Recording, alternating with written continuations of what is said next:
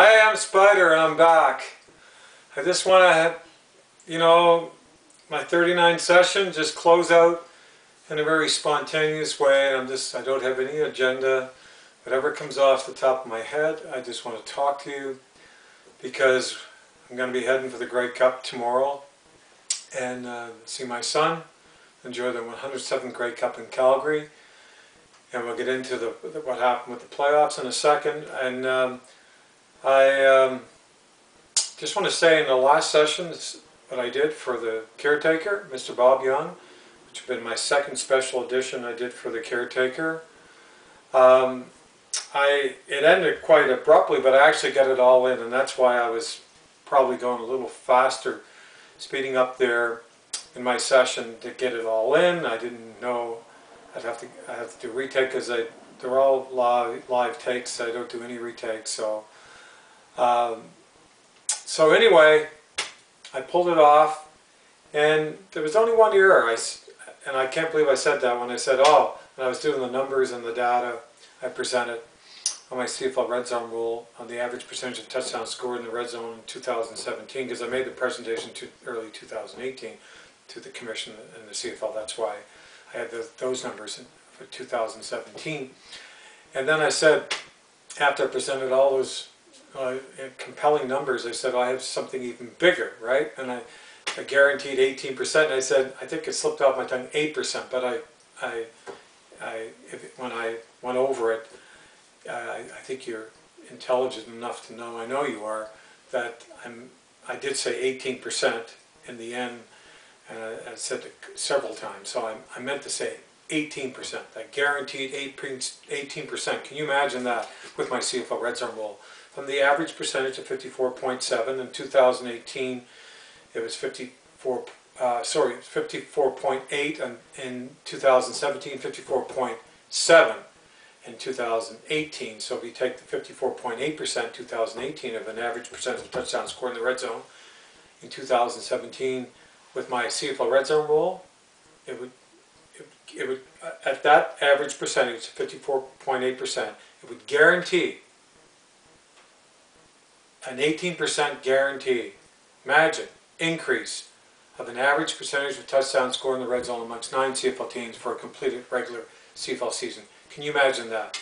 That's how powerful that number is and how powerful my CFL red zone rule is. Okay, if adopted and made part of a CFL, or wisely adopted and made part of a CFL 3-down game. So anyway, I just want to talk a bit about the playoffs, the semi-finals and the Western Eastern Final. It was like in Calgary. My son was there. There wasn't many people there. Randy and Rosie, the CFL, exaggerated numbers. It wasn't 24,000. It might have been 10,000 there. As you could see, you have eyes on the screen. You could see it was practically empty. But it was minus 22 wind chill, and that's the coldest weather Bo Levi Mitchell ever played.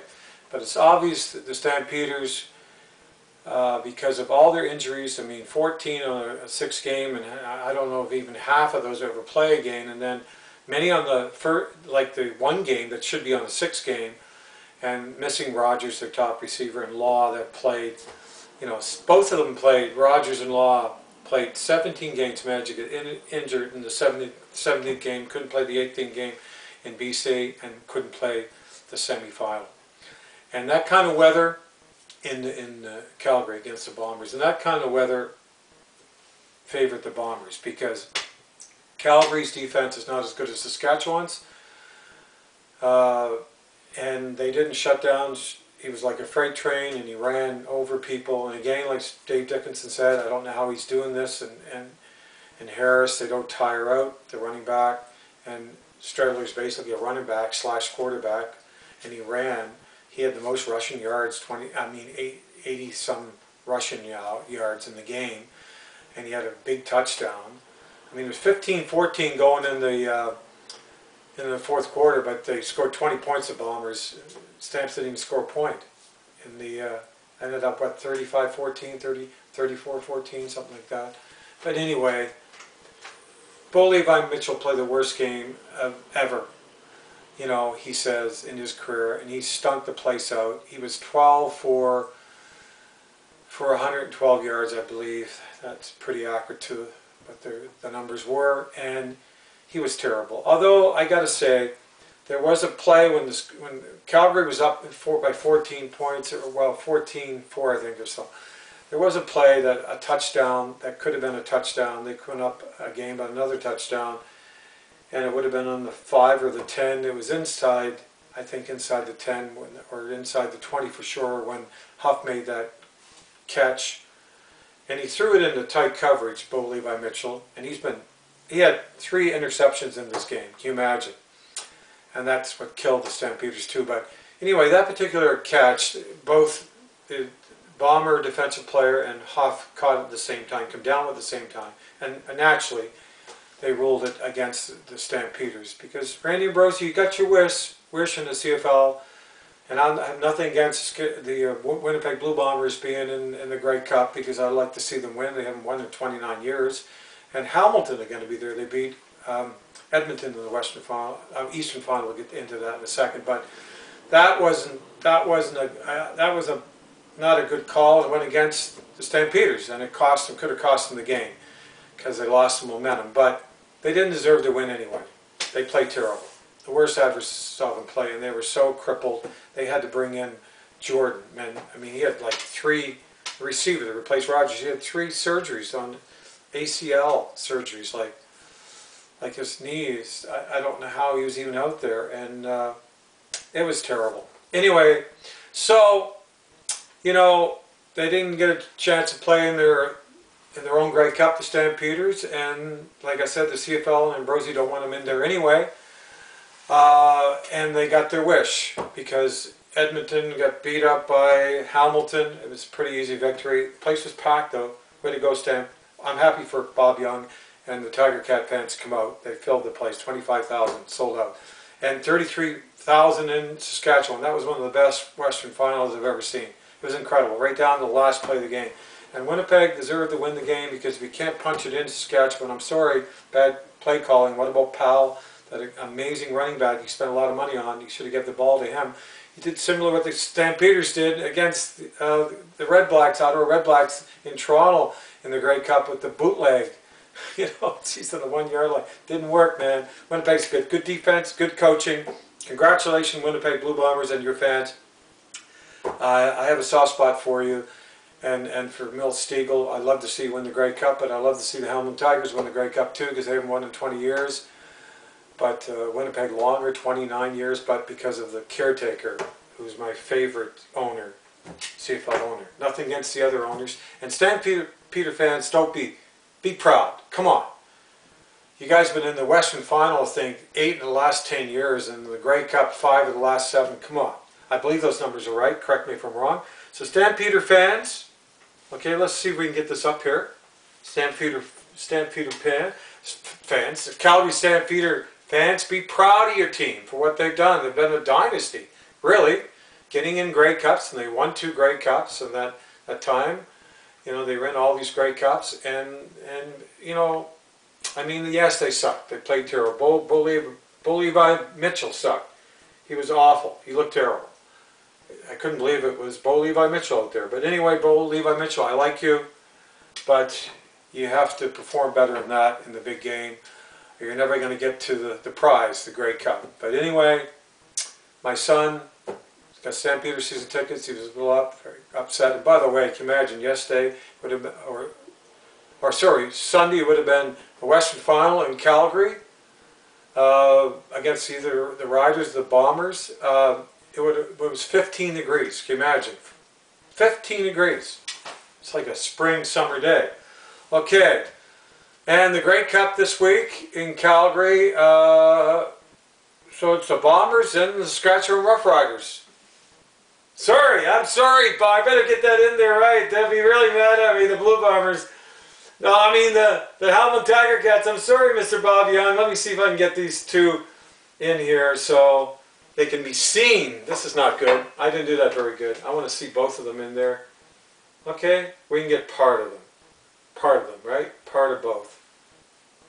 That's a little better. There we go. Sorry about that. I didn't really do my set that well here, set it up very well this time because it's my last time. and then I'm going to do one more back from the Grey Cup, and then I'm going to tear it down. Okay, for the summer, and sorry, for the summer, until the summer, for the winter, and be back to you in the spring, late spring, before the CFL season starts. Okay, so gotta remember, I'm ad-libbing it, it's off my tongue. There's nothing, no agenda here. But it was something interesting that Dave Dickinson, after the semifinal in Calgary, when they lost to the Bombers, got clobbered and played horrible. And by the way, the coach and the play calling, I didn't think Dave Dickinson, like him, wasn't very good. Something like Saskatchewan play calling on the 1 yard line twice down the red zone. That's where I need my CFL red zone rule. With my CFL red zone rule, Saskatchewan Roughrider fans, Saskatchewan would have probably won the game. But it's a two-way street though. Both teams can use my CFL red zone rule in the red zone on third down if it's needed to score a touchdown. And if they're stopped, they still get the kick, my CFL red zone kick. If they maintain possession of the ball and stay inside the red zone, my CFL red zone kick from the 35-yard line. So, by the way, it would make our game way more exciting, way more entertaining, and be full of drama. I mean, I just thinking how good that the game was. Saskatchewan Bombers game, it would have been way better, and the Calgary game would have been a lot better too, with the Bombers. Way better. Every game, CFL game, would be a lot better, a lot more entertaining, a lot more exciting with my CFL red zone rule. Guaranteed. Guaranteed. Okay, here's Dave Dickinson. See if I can get him here. I think he's, where is it? I got to go through all that, the commercial thing. Sorry about that. So time's going, but we're going to get everything. I'm going to talk about the schooners too, what's going on. There's a new proposal now, another one by the LeBlanc Group. I'm going to get into that. Here we go with Dave Dickinson.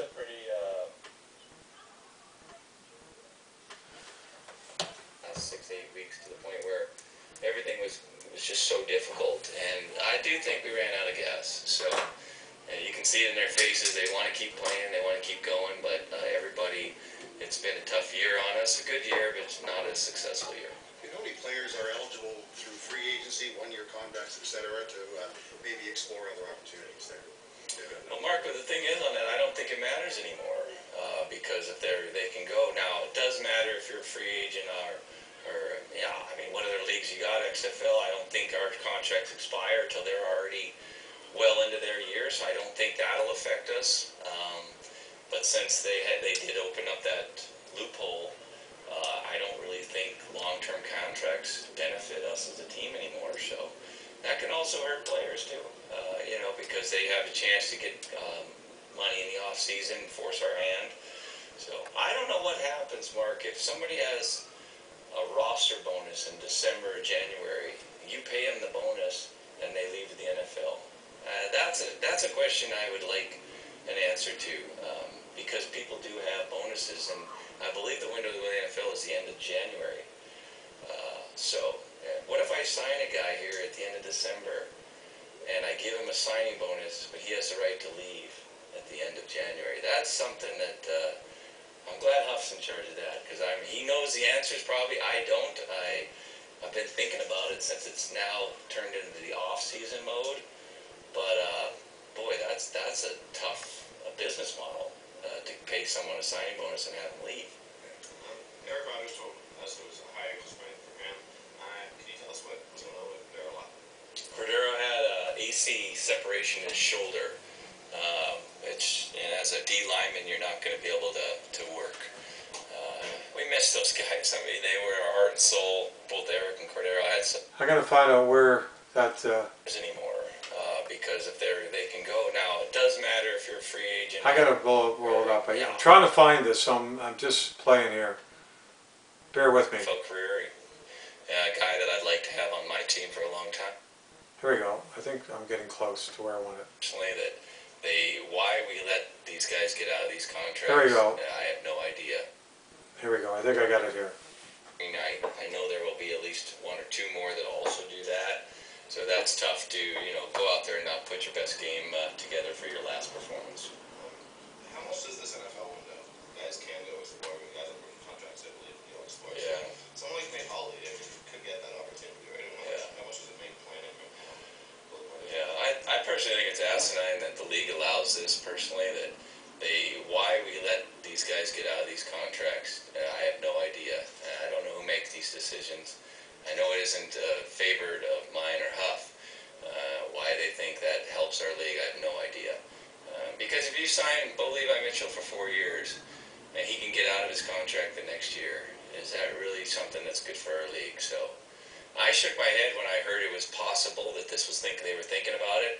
I'm not in management, so I don't know what's going on, but as a coach, you like to have at least an idea of who your team's going to be. So I don't know why we do that and allow that to happen. The CFL needs to take some pride and believe that this is a great league and that people want to play in our league. And I talked to Nate Hawley. If it's there, you're never going to tell a guy not to go. But I think he could have a long CFL career, great CFL career, a guy that I'd like to have on my team for a long time. So, yeah, it's definitely thrown a huge wrench into our off-season.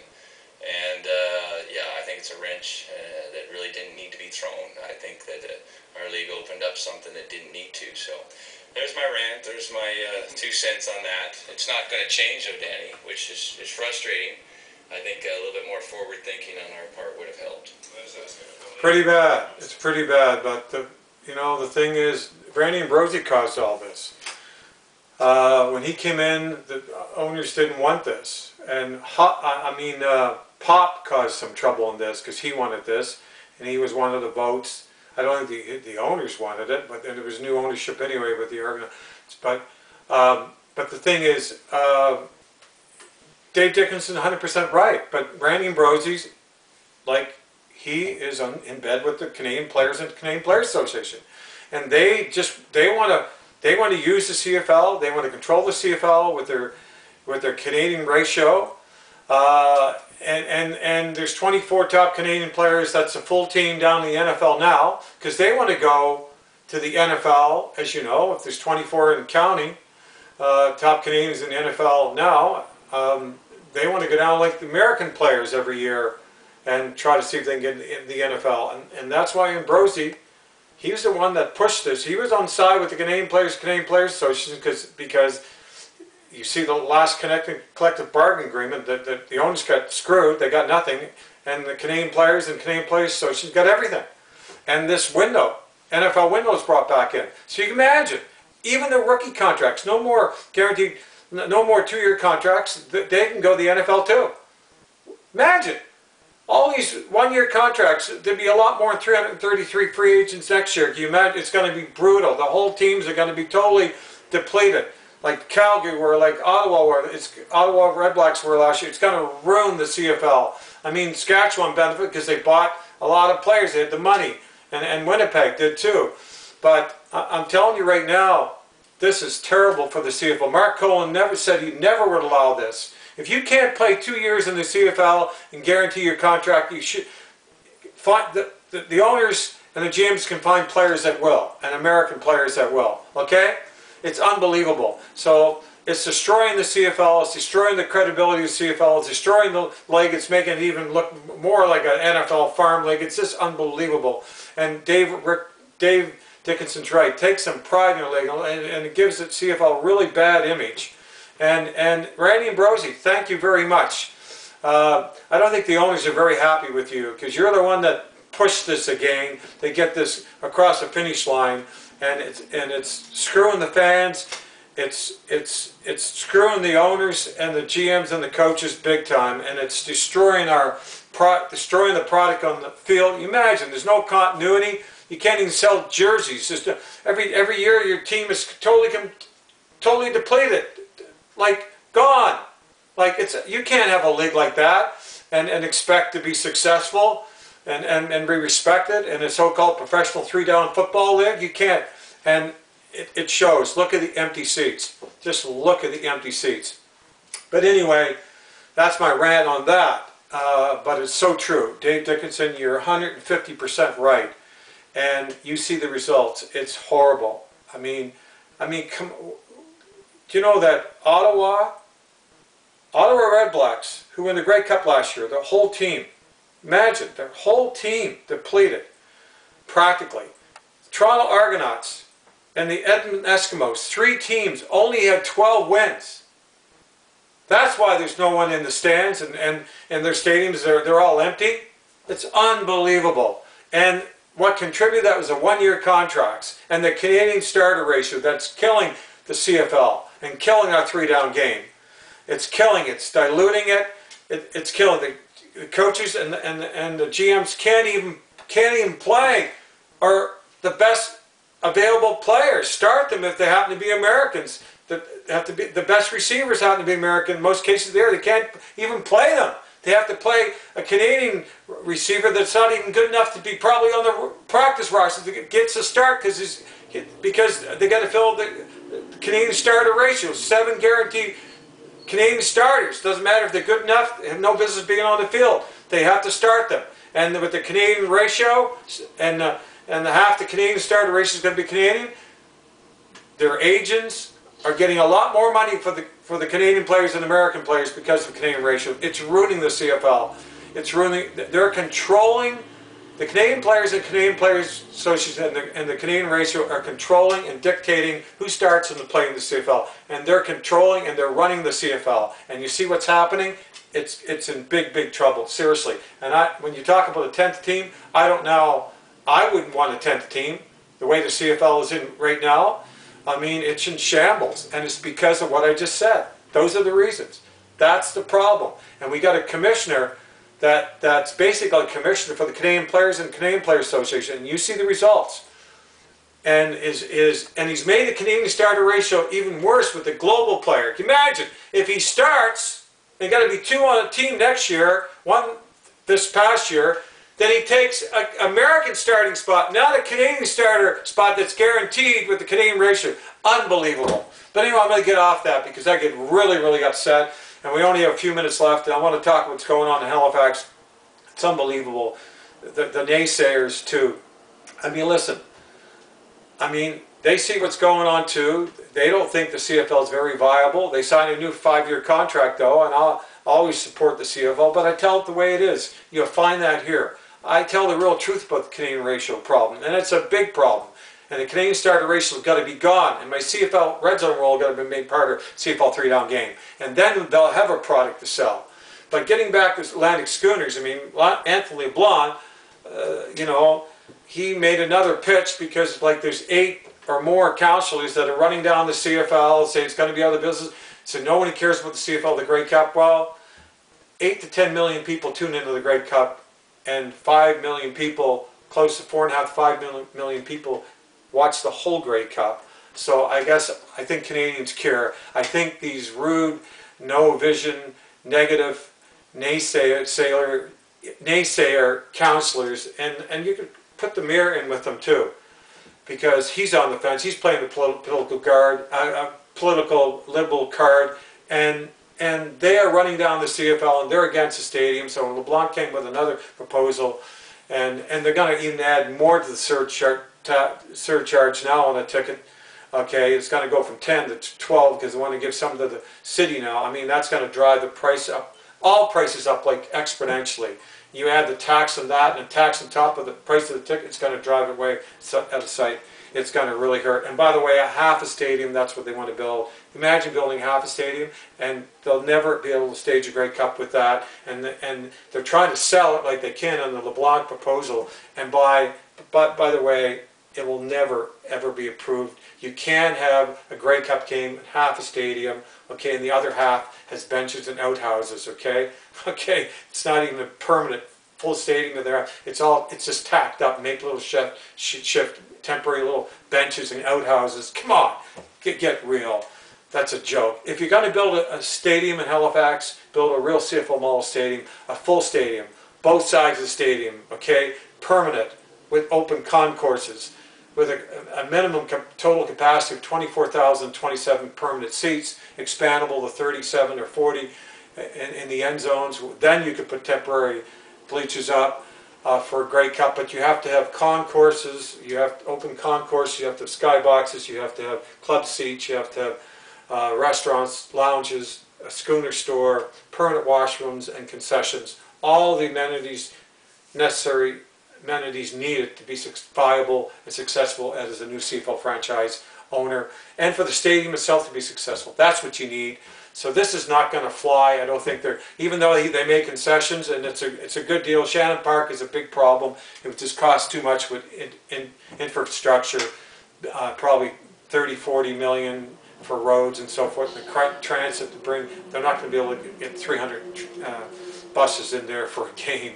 But anyway, Woodside, now they're looking at that site, and Dartmouth Crossing, but you have to change the location.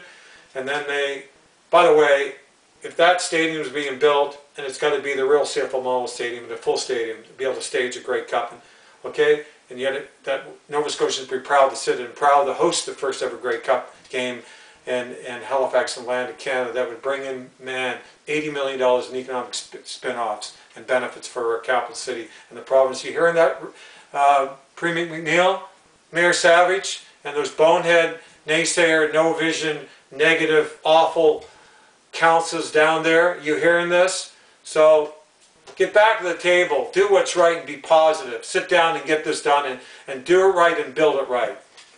And then I think it would be successful, despite the surcharges, because people would feel that they're investing in something that they can be proud of and proud to sit in and proud to stage the first ever Grey Cup game in Halifax and Atlantic Canada. That'd be something. Wouldn't that be something if that happened? But CFL needs 10 teams, they really do. So you clowns, you boneheads down there, Mayor Savage and you city councilor clowns, get this done.